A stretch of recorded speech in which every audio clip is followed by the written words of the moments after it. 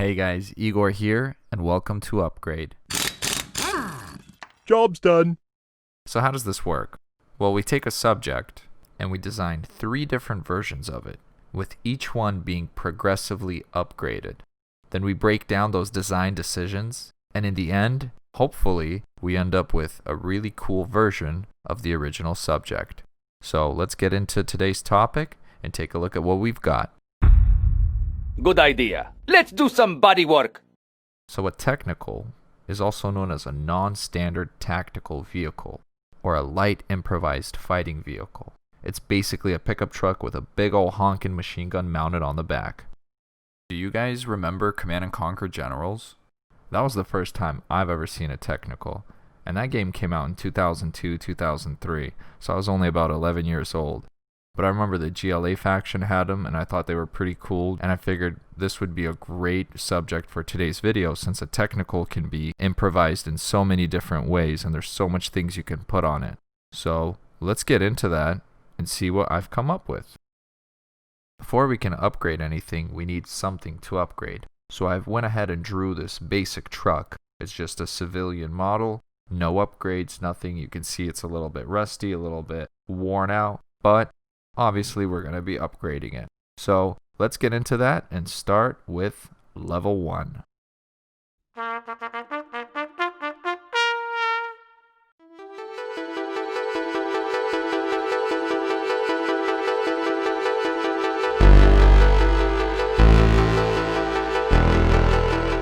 let's go ahead and take a look at all of the added upgrades to our level 1 technical. First, we have the pipe reinforced bumper.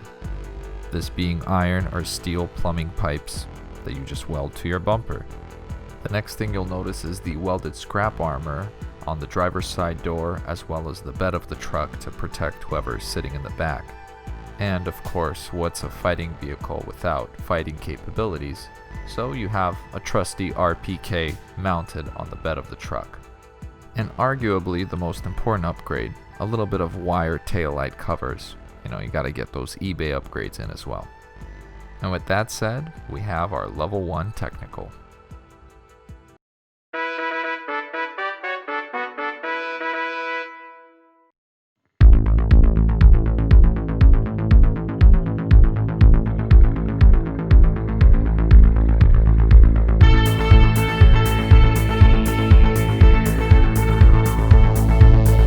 Let's go ahead and break down what we've added to the level 2 technical, starting with a chopped muffler system. Does it help with performance? I don't know, but it doesn't cost anything to cut it. Up front, we've also added a bush guard and winch for much improved off-road capability. Some quick engine mods that might include taking off any restrictive equipment, as well as a lot of duct tape. We've also added reinforced door armor, which greatly increases the driver's survivability but makes ordering drive-through that much more difficult. The addition of a light bar allows the vehicle to operate during the nighttime much more effectively. If the vehicle ever flips, a rollover bar will help protect the passengers as well as provide a little bit of structural integrity to the vehicle. On the other hand, to assist with unstructural integrity, you have a DSHK mounted on the back, which runs a 12.7 by 108 millimeter round. And there we have our level 2 technical.